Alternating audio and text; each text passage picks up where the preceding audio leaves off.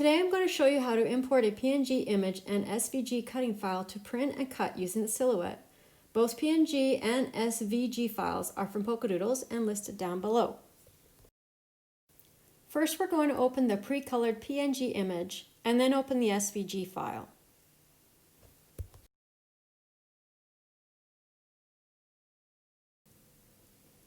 As you can see, the SVG image opened in its own tab, so we're going to copy that and paste it to the first working document.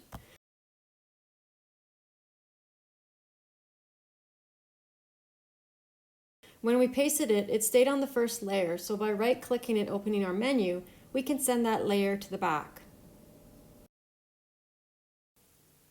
As I'm editing this video, I wanted to mention, lock your aspect ratio of your digi image so it remains the same aspect as the SVG cutting file. It should make it easier for you to fit your digi image within your cutting file.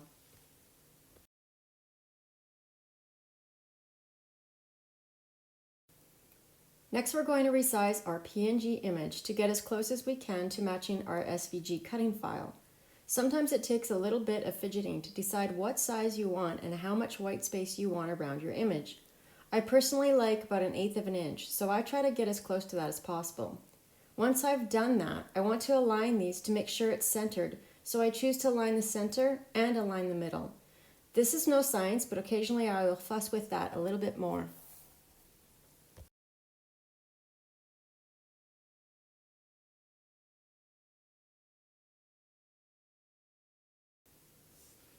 This is where you can align center and then click on align middle.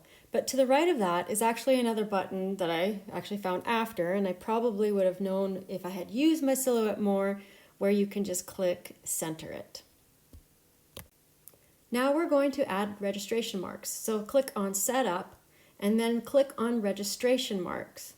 You will see some hash marks and corners show up, and this is how your Silhouette reads the paper to make an accurate cut over your printed image.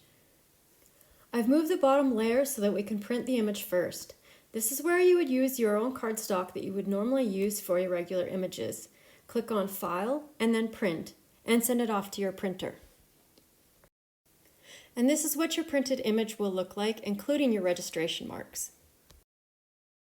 Now we're going to swap out the digi image for the SVG cutting file, and all you need to do to get it exactly where you want is to click undo, and it will place it back in alignment with your digi image and cut perfectly.